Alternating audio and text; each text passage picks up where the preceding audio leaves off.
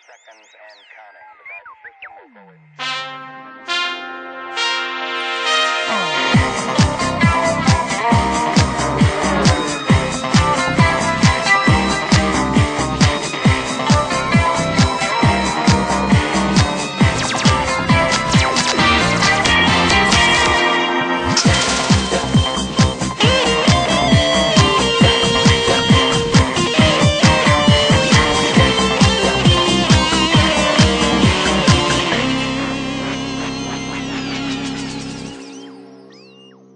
Hi everybody, thank you for joining us today here at Studio Classroom, and I should say, Happy New Year, everyone.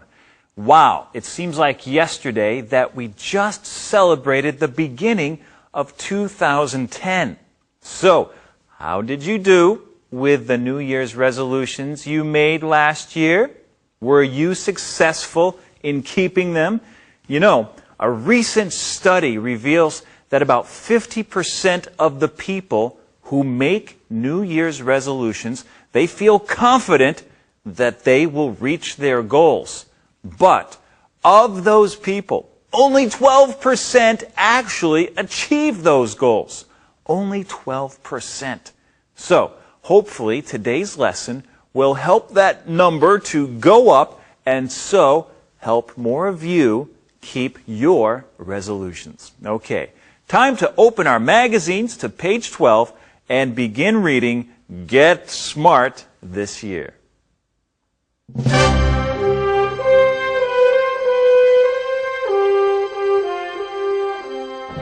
Get smart this year. Out with the old, in with the new. The beginning of a new year finds many people making New Year's resolutions. While they are easy to make, few people stay true to them. However, it's a new year and many want to turn over a new leaf. If you're one of them, you'll be more successful if you make smart goals. Each goal should be specific. Don't say you want to lose some weight, read more, or exercise more. Decide how much weight to lose, how many books to read, or how many times a week to exercise.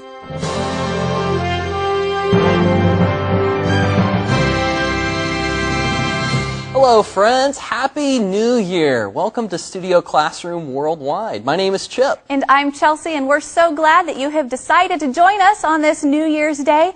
We have a lot of new and exciting things to teach you this year here on Studio Classroom, as well as a lot of new faces to introduce to you. We'll be introducing you to new teachers as the year continues. But today we are going to begin with a New Year's article. It is entitled, Get Smart This Year. It's always good to be smart. We're going to give you some tips on how to do that this year, 2011. Now, one of the things that we often say, and one of the things that you might often hear around the new year, is this phrase. It's our deck, out with the old and in with the new. And that simply means let's get rid of the old things that need improvement, and let's bring in new things that are good improvements on the things that are already in our lives. Now, our article begins by saying the beginning of a new year finds many people making New Year's resolutions. Now, Chelsea, I think we've used that word, New Year's resolutions, or a resolution, before here at Studio Classroom, but let's talk about what a resolution is. Well, when we talk about New Year's, resolutions are often one of the first things we hear about. A resolution is just a promise or a commitment to begin a good habit or to break a bad habit. And what better time to make a resolution than right at the beginning of the new year. So we're going to be talking about some resolutions that can be made this year. But before we do, we're going to look at that phrase, finds many people, with Liz right now in Grammar on the Go. Hi there, friends. How are you today? My name is Liz, and it's time for Grammar on the Go. Our article for the first day of the year is all about making New Year's resolutions. According to our writer, the beginning of a new year finds many people making New Year's resolutions. That's our grammar tip sentence, and today we're looking at the word find. Now, we often use find to mean to look for something or to finally see something. But in the case of our sentence, the writer is not saying that New Year is looking for the people who are making New Year's resolutions. No. Instead, find means to see or to meet by chance. In other words, the beginning of a new year is a time when it's easy to see many people making New Year's resolutions. This use of find is more often in formal situations. For example, if Marissa continues to skip class and does not do her homework, she will find it very difficult to pass this course. Or Pamela went to the art museum yesterday and found the new exhibit to be very interesting. So next time, when you need to talk about how a subject sees or meets a certain situation, consider using the word find. And that's it for today's Grammar on the Go. Thank you for joining me here, and I do hope to see you again real soon. Until then, this is Liz with Grammar on the Go, signing off. Bye-bye. Thanks, Liz. So we see that the beginning of the new year finds many people making New Year's resolutions. And while these resolutions are easy to make, few people really stay true to them. Few people really stay committed and continue to do these things that they've promised to do.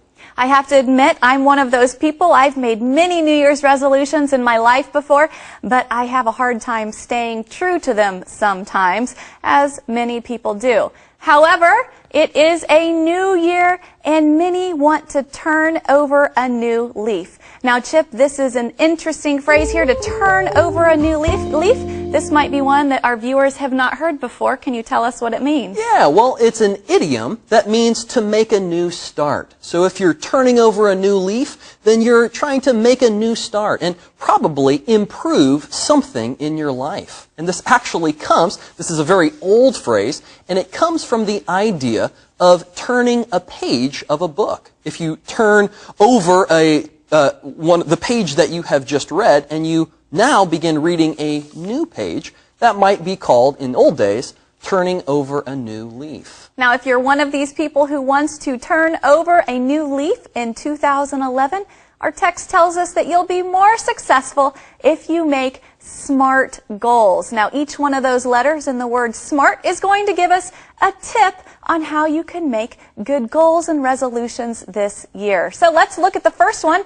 Each goal, first of all, Chip, should be specific. Now, that S represents the S in SMART, but we have the word specific here. Right, and specific means particular, or referring to only one thing, not referring to many things. Or we might say, not general, but specific. So our article says, don't say that you want to lose some weight, or read more, or exercise more. Rather, decide how much weight to lose, how many books to read, or how many times a week to exercise. Now, this is great advice. I think this is a problem that many people run into when they're making New Year's resolutions, is that they are not specific. But the more specific you're able to be, the more likely you are to reach those goals. So make sure you set the number of books you want to read or the amount of weight that you want to lose just as it says, and you'll find success when you make specific goals. Well, right now we're going to take a break, but before we do, we have a skit, and we'll be right back with more ways to make SMART goals in 2011. It's the beginning of a new year. It's time to turn over a new leaf. So, did you make some New Year's resolutions? I sure did. Making resolutions is easy. True, but keeping them is not. That's why I made SMART resolutions. SMART resolutions? S-M-A-R-T? That's right. S is for specific. Decide exactly what you want to achieve. Oh, S. Specific. Yep, and M means measurable. Be sure you can measure your goals. Then you'll know how you're doing. Oh, have goals that you can measure. That's a good idea. What does the A stand for? Well, A is for attainable.